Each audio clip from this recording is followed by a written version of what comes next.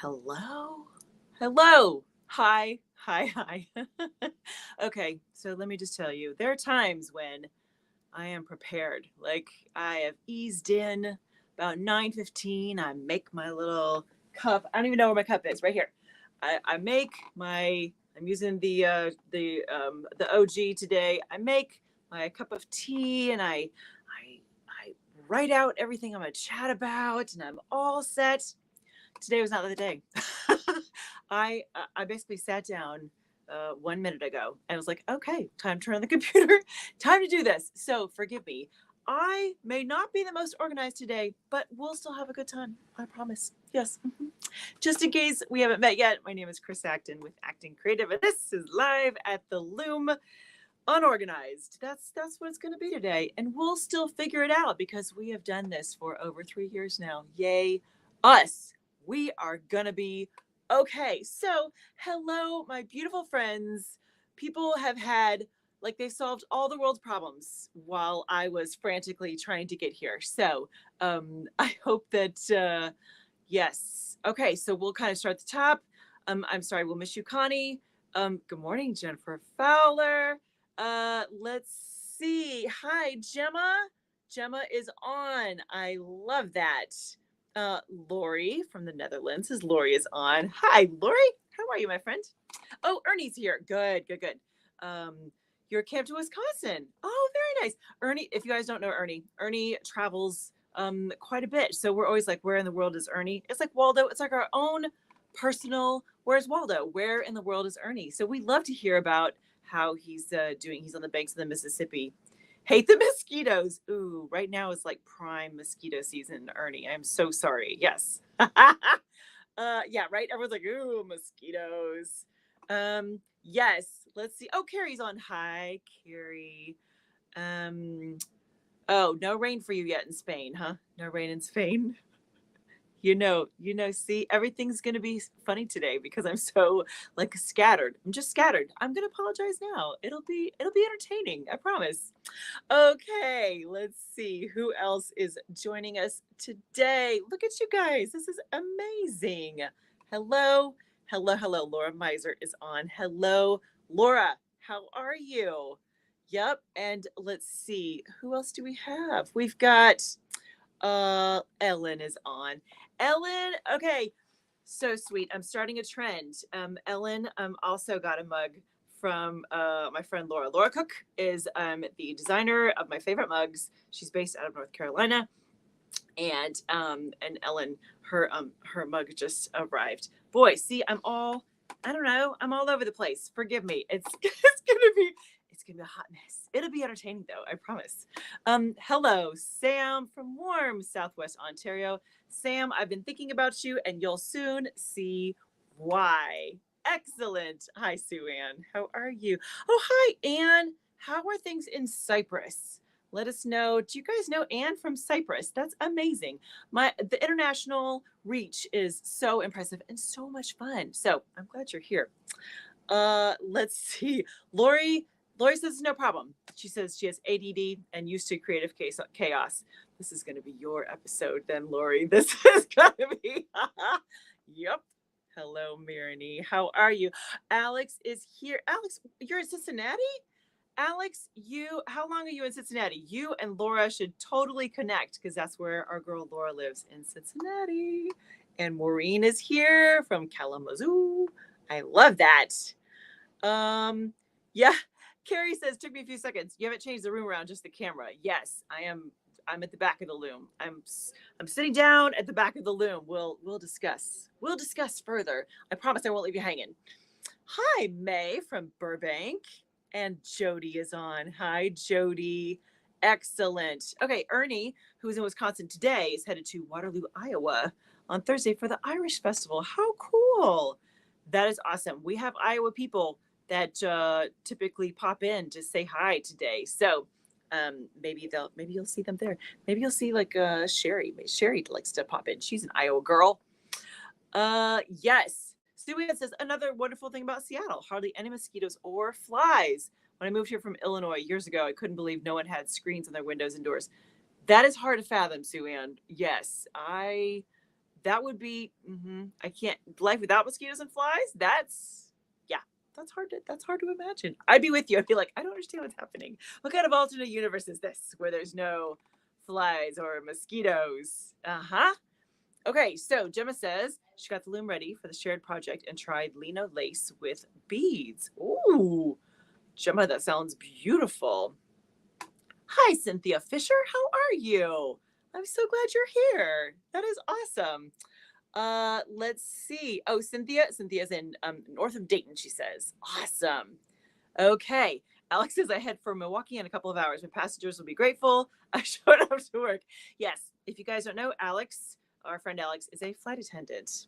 And while I've never ridden on a flight with her, I would imagine she's a darn good one. She's calm and entertaining and all those things. You would want Alex to be the one on your flight. So yes, your passengers should always be grateful that they have you, Alex, for sure.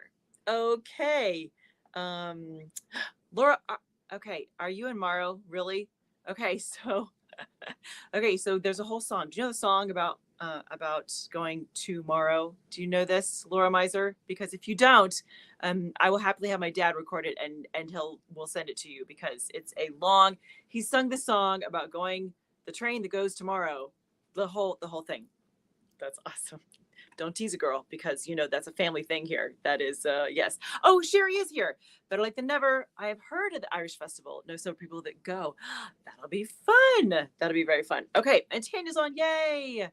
Uh-oh. Is Facebook giving you grief? I am so sorry. Oh man, Tanya, I am so sorry, my friend, but I'm so glad you're here now. Yay. Technology, sometimes it really makes you work for it, doesn't it? Okay, so just to all feed into my kind of frantic slide into Live at the Loom, it's just water. How sad is that? There's just water in there. There's no tea. There's no. Oh, that's just sad, right? I am going to take a swig though because okay. I'm going to tell you the whole story. Hang on. Okay, so I started a new project. Yay! I'm very excited. And yesterday I was all ambitious, and I got everything wound on the warping board. Right, that's as far as I got. I had chained it off, and I was like, okay. So my plan all along was to take time this morning to slay the reed because I go from front to back. When it comes off the warping board, I slay the reed next. I sit at a table. I work it all out. I slay the reed there. It's that day. So anyways, so I thought I'm gonna slay the reed, and then maybe if I get really ambitious, I will also thread the heddles, and then when Live at the Loom comes, I'll be ready to try a little weaving. No, not even close. So this morning, Jennifer says, do I need to send you some tea? Thank you. That's very sweet, my friend. I have them. I have tea. I just didn't. The timing didn't work this morning. The timing on many multiple levels didn't work this morning. But I am here with you. That's all that matters. That is the good stuff. I will be unorganized and all over the place, but we'll still have a great time because I'm with you. See, it's all's right with the world. So this morning, my schedule is a little bit different because I typically have a 7 a.m. Zoom call. Yes, every Thursday morning. Thursday is a big morning for me, folks. So my 7 a.m. got canceled. And you know how that goes. You would think, oh, that's great. I have this time. I'm going to be all kinds of productive. Okay, no, it doesn't work like that. No. You don't fill that in with productive things. You go down the rabbit hole and you spend time with your tomatoes in the garden and you do other things that you didn't really plan, but now you're like, oh, I got all this time. It's fine. It's all going to be good. So as I am doing other things, I'm like, oh, wait a minute. It is, let's see, what time did I start this mess? At 8? Let's see. I bet at 8:45, like 8:45, I was like, I haven't slayed the reed. I haven't done anything on the project. So I was like, let's see, how fast? It's like speed slaying. That's what I did this morning. Speed slaying. That's what it was. And I'll be darned, but I finished that sucker in about 30 minutes. That was about the fastest I've ever slayed a reed. So if anyone needs a little incentive to get a project done faster, here's what I recommend. Schedule a live stream and then start it late. That's what, boy, it's gonna go just yeah. Mm-hmm. Ernie, this is goals. These are goals right here. Ernie, don't you have an off-camera assistant to make you tea and slip it in? That would be amazing, wouldn't that? That'd be awesome. I need live at the Loom elves. That's what I need. Yeah. Just little people that will make sure that the camera's set up right and the lighting's good and I have tea handy. One day we'll aim for that, Ernie. I love that. We'll aim for that. So, anyways, I'm excited to show you my project in just a moment. We'll see how it goes. But first, how are your projects? What is happening in your corner of the world? We heard Gemma's doing some cool stuff with lino and beads, which is always amazing. So lay it on me, friends. How are things happening in your corner of the world? Ellen is using her brand new mug, so it is all good. I know that this is it's a happy day there at the Grenier Bevel household. So let me know, how are things shaking? Okay, so for this new project, I need to get your 2 cents on the yarn that I'm using. You know how you think you've grabbed a certain kind of yarn and then you're like, maybe not. So we're going to discuss yarn in just a moment. But in the meantime, lay it on me. Ooh, Jody is finishing up. Oops, that's Sam. Sorry. Jody is finishing up a Swedish pattern. Jody, what kind of Swedish pattern is this? And please tell me it has a great name, because some of those Swedish patterns have just primo, just excellent names. I always like that. Ooh, Sam retied a project to the Rose Path Warp and I'm making placemats. I love that, Sam. Sam, what colors are you using for the placemats? I'm excited about this. That would be awesome. Yeah, some of those Swedish patterns that Jody mentioned, yeah, some of those have just great names. I love that. Okay, so this is Gemma. Got a question about slaying a reed with slub yarn. Can you get 2 threads in a reed slot? I discovered I had enough yarn to make another dish towel.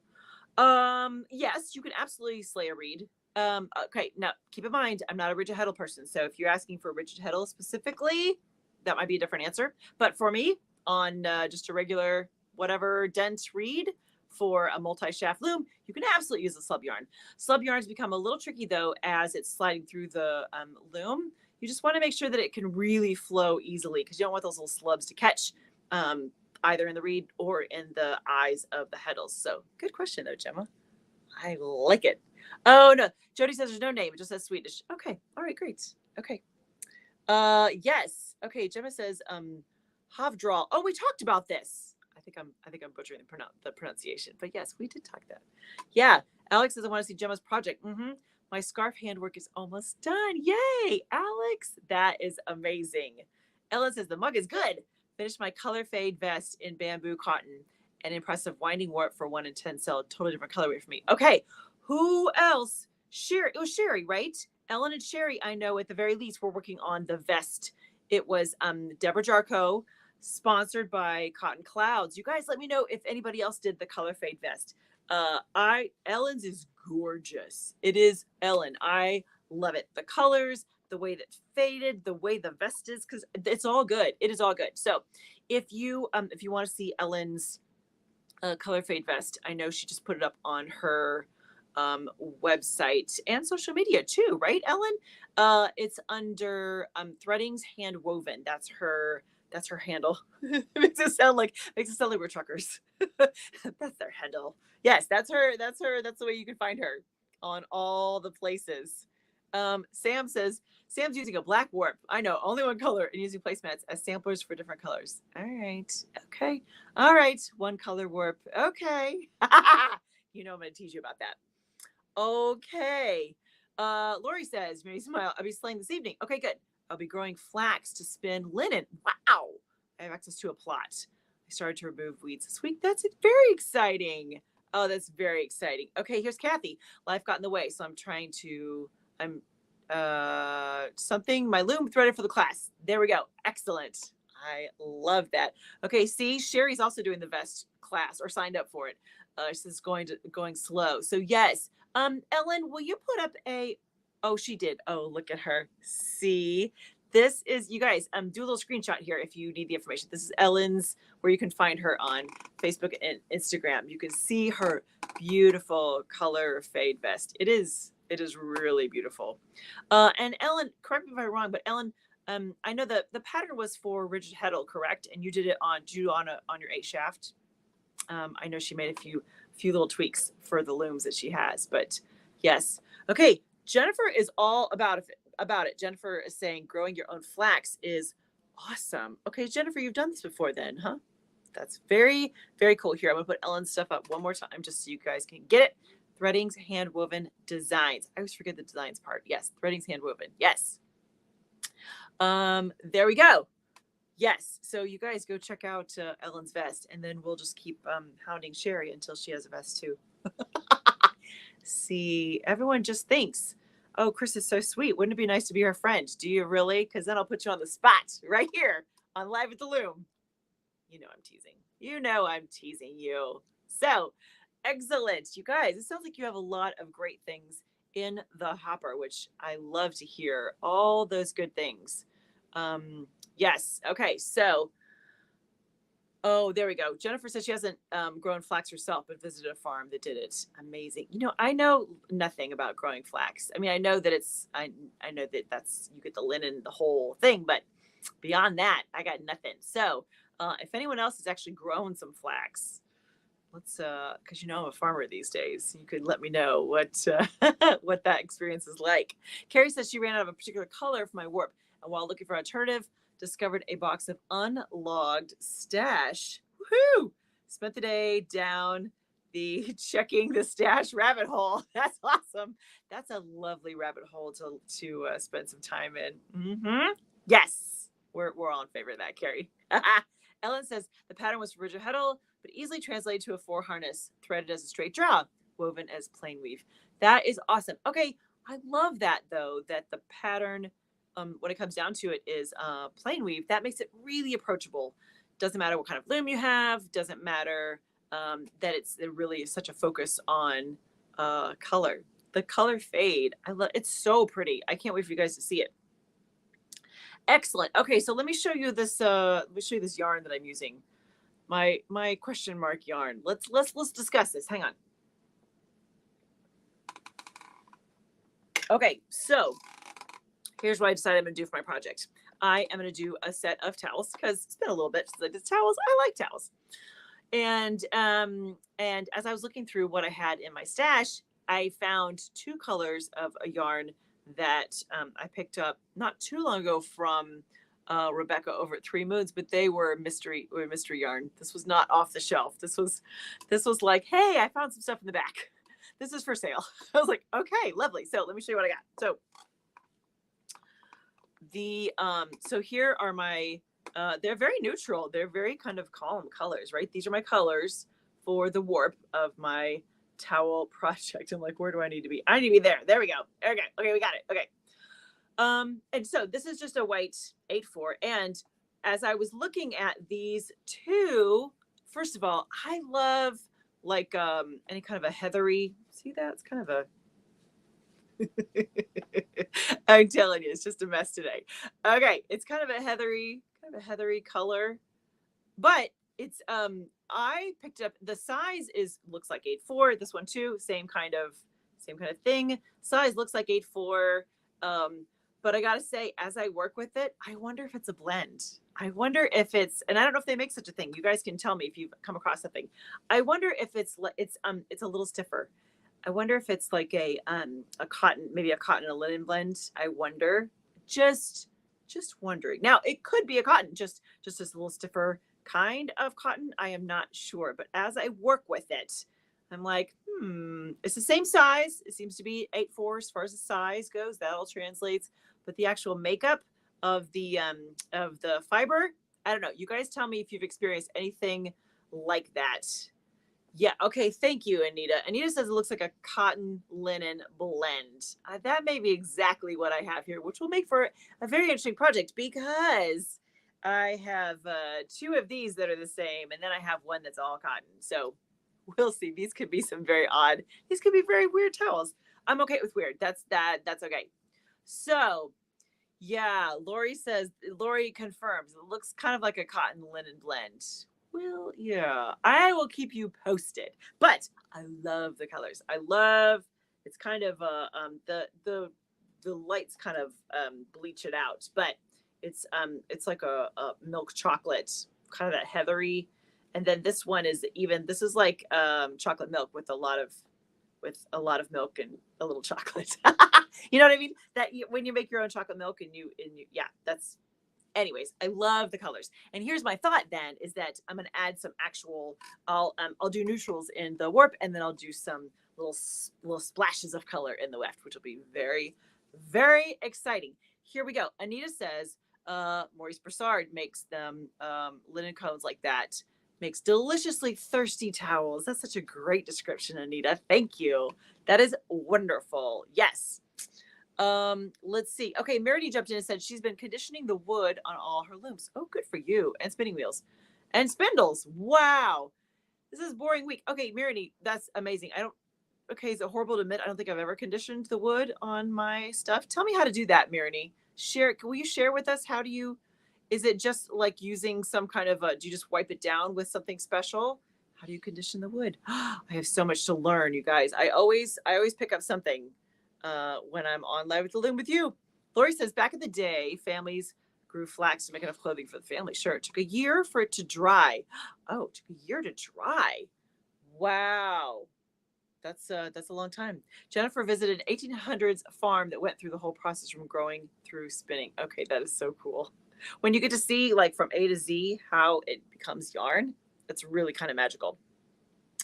Okay, so Jody says she uses beeswax to condition her wood. Yeah, Mirani, keep us posted. What are you using to condition the wood on all your beautiful wood things, your looms and spinning wheels and shuttles and all the stuff? Because curious minds want to know. All right, so back to the project. You've seen these are the warp colors, right? And I don't know if you recall, but it was last week, maybe the week before. I had asked general kind of out there in the universe, what kind of pattern should I play with? And my sweet friend Sam said, do some Rose Path. So Sam, you got your wish. I'm doing Rose Path. Dun, dun, dun, dun.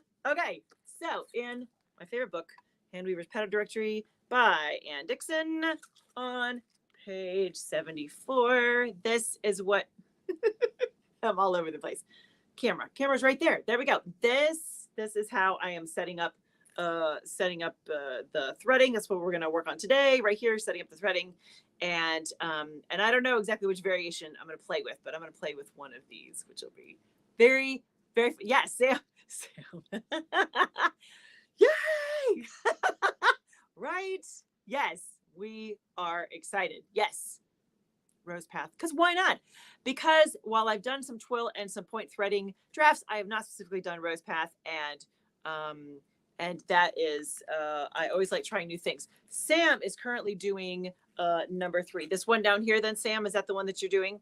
Because this is page 74. If you have this lovely book, you can follow along, and this looks like this is the version that Sam is doing. So I'll play. We'll see.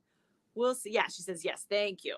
So if you have an empty loom and you would like to play with Sam and I, we're gonna do some Rose Path right here, just off the cuff, spontaneous, just happening right here.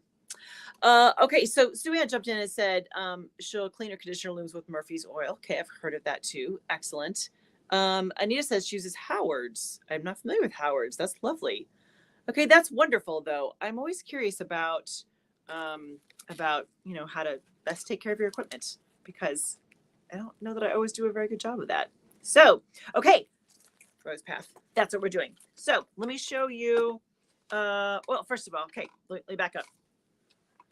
So with Rose Path, I'll kind of walk you through, here's how I started planning the project. So first of all, I looked at the pattern itself, and with the with this threading. Do you see this repeat?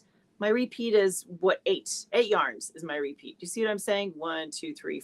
I go up the little diagonal, come back down, and I do 1, 2, 3 like that. So the repeat is 8 warp yarns creates 1 repeat for this pattern. So I thought, well, isn't that fun? I will make sure as I'm playing with the colors that I will do it in sets of 8.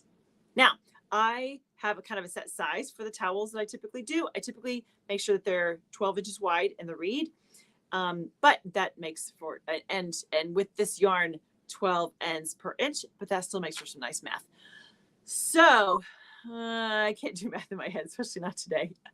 But if you have 12 inches, 12 yarns per inch, that's 144. And if you divide that by 8, what, 18? Is that right? Someone verify for me. 8 into 144, is that 18?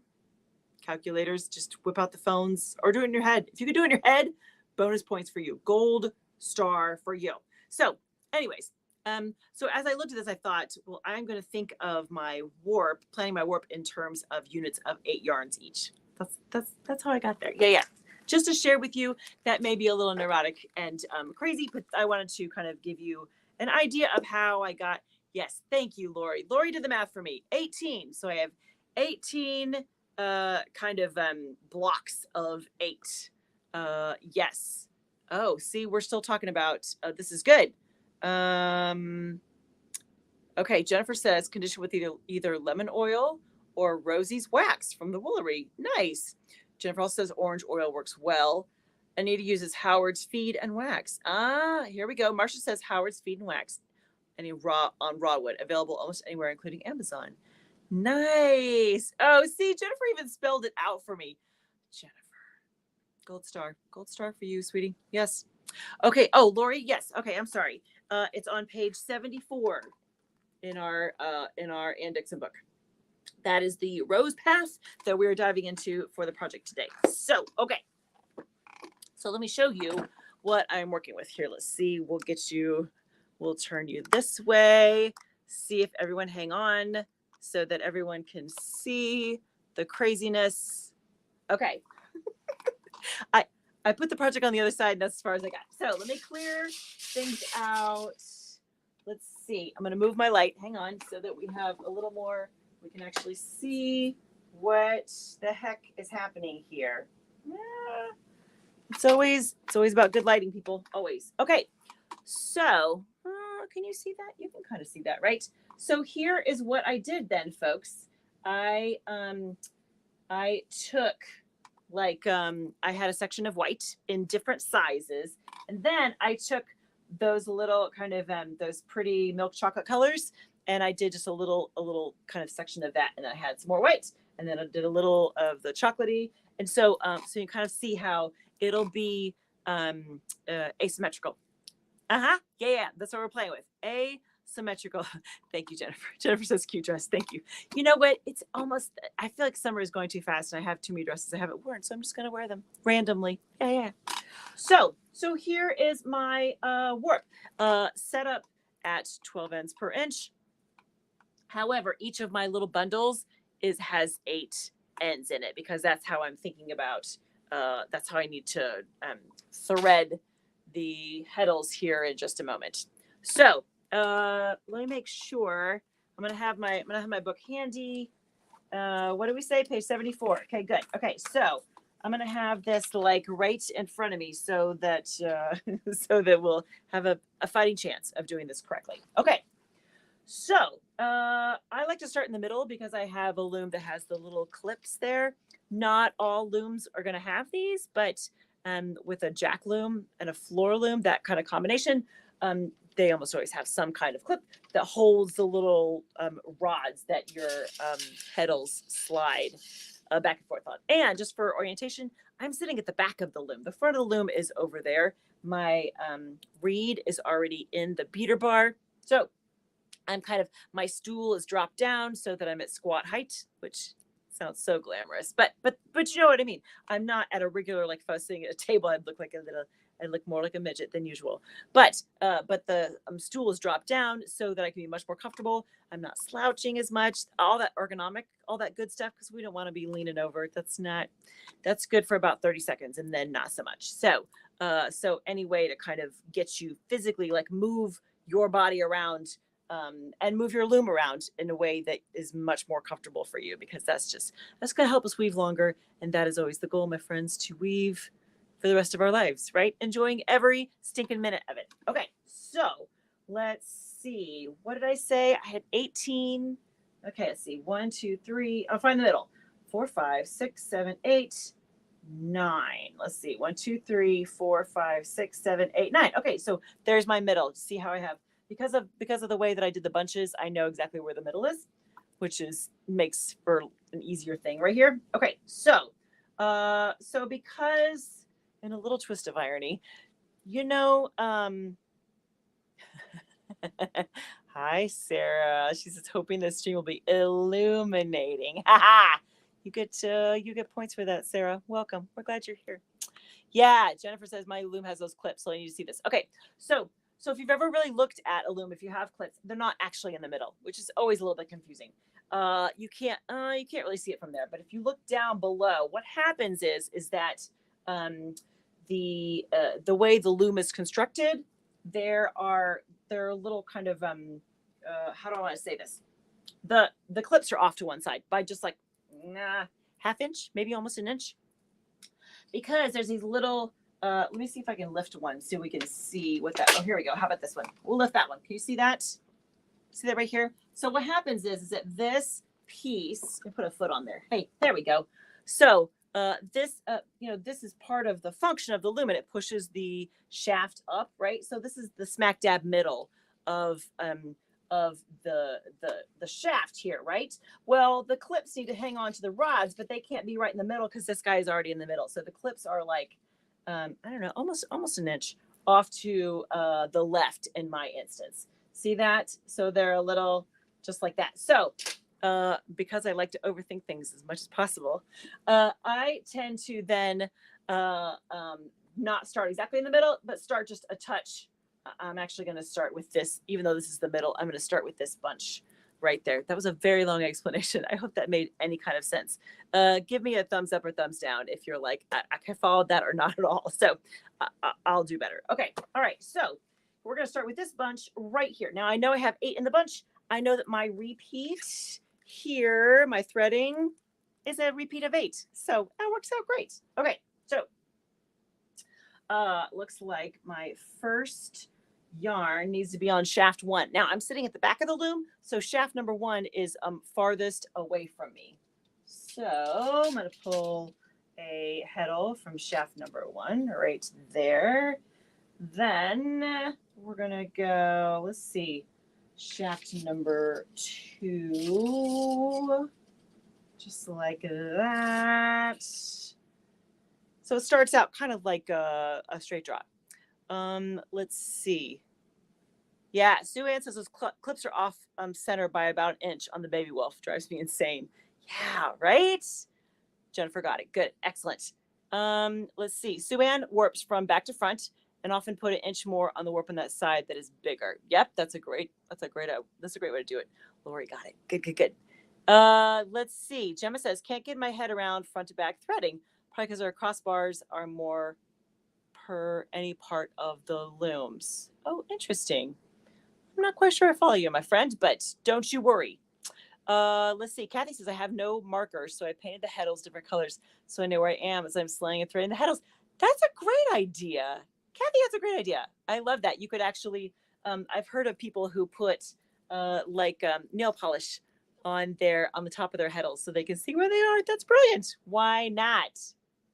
Thank you, Jennifer. Jennifer's in my class. So we're all learning how to dress your loom from front to back. Yes. Oh, Gemma says also I have a counter march loom, and that would make a difference too. Yeah. Okay. So let's see. Where am I? Let's do per the pattern. Let's see. This is going to be shaft number 3 here. Dun, da, da, da.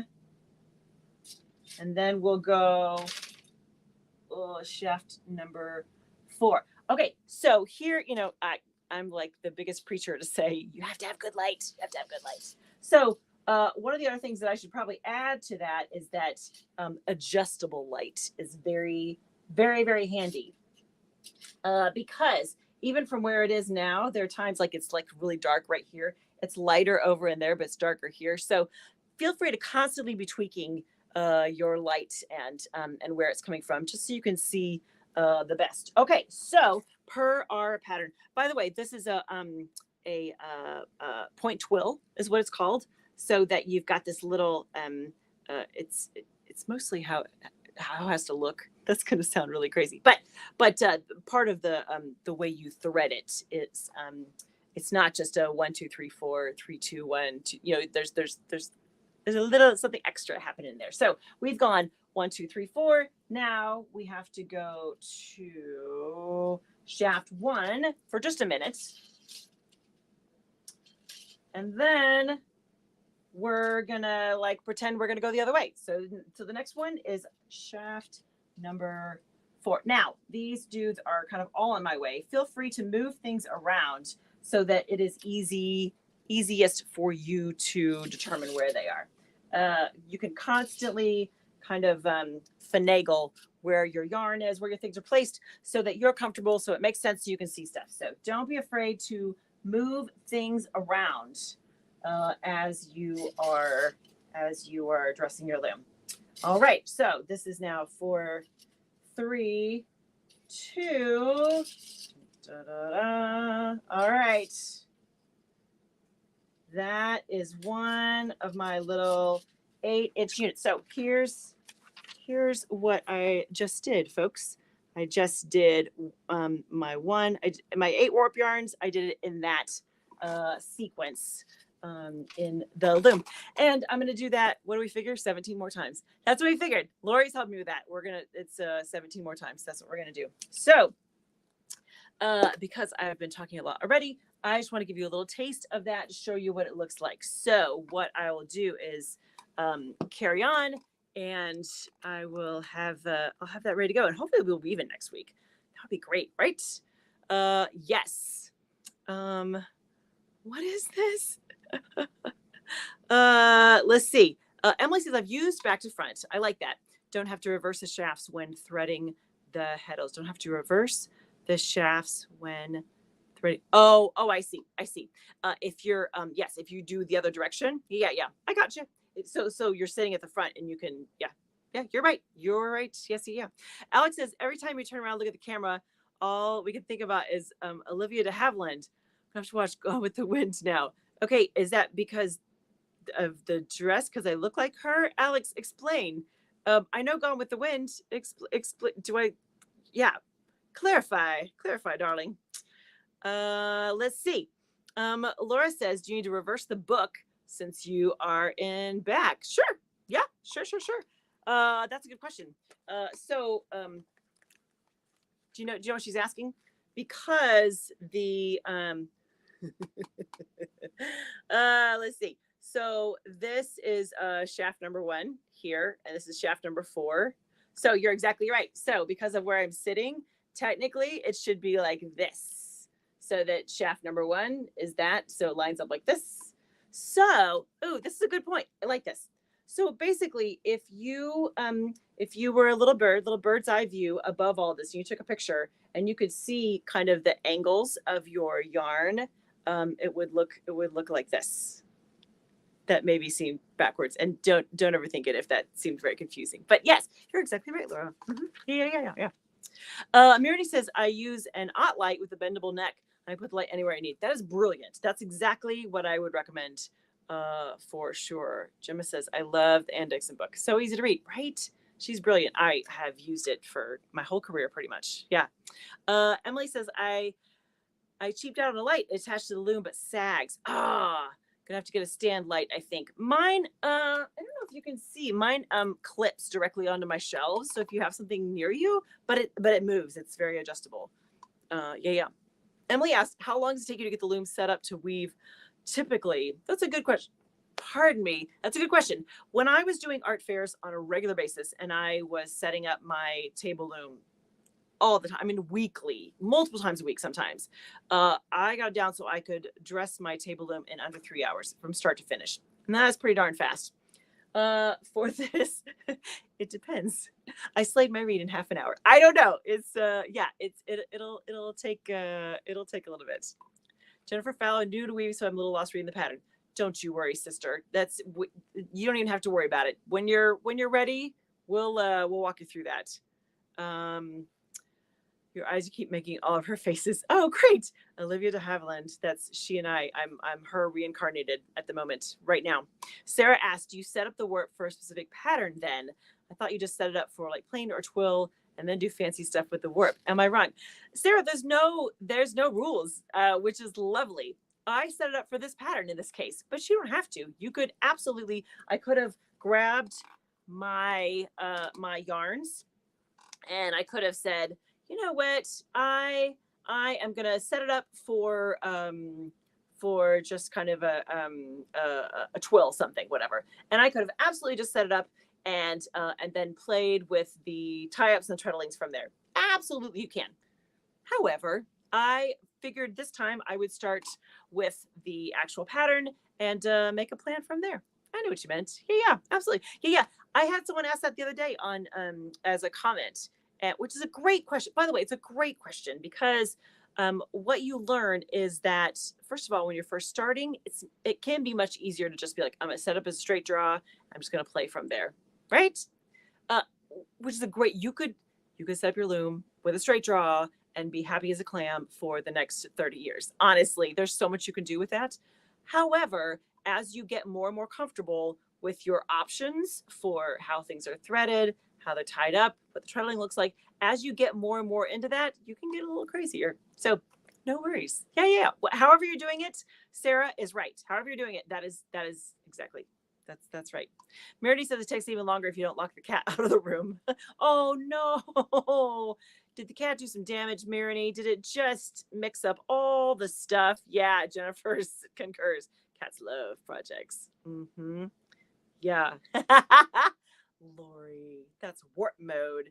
This sounds like a Trekkie kind of reference. I love that. Yes, exactly. Okay, so you got to see a little taste of the current project on the loom.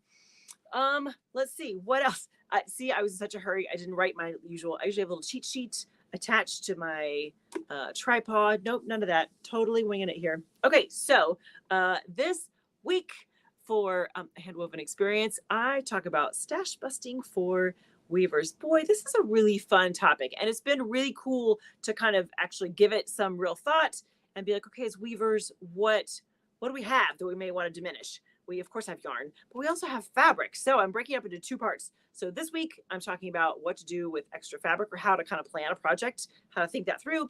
And next week I'm going to talk about what to do with all those little beautiful bits of fabric that you have left over from projects that, there's always a little bit left. Well, at least for me, there is. I don't know about you, but I always have a little bit of fabric left. So we're going to play with, we're going to talk about what are some options there, which would be very fun. And please, if you guys have any kind of stash busting ideas, drop them in the comments for me. I'm always looking for good ideas for that kind of stuff. So keep me posted. I feel like there's always new ideas coming up too, which is makes me very happy. Yes. Tanny says, puppies also need to stay away from the yarn, wood sticks, and other fun chewy toys. I believe that. And yours is still learning all the rules. Yes. Let's see. Sarah says, my current mode is just frames. I made myself, no heddles, just bits of wood tied together. Chaos mode. I understand chaos mode, Sarah, for sure.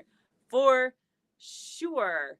Let's see. Okay, Sue Ann says, I typically start with the threading and then play with the colors from there, but it works both ways. Yeah, right? Thank you, Sue Ann. Yeah, there's no wrong answer, honestly, because when the project is finished, typically, sometimes you can tell. Sometimes if, we'll see.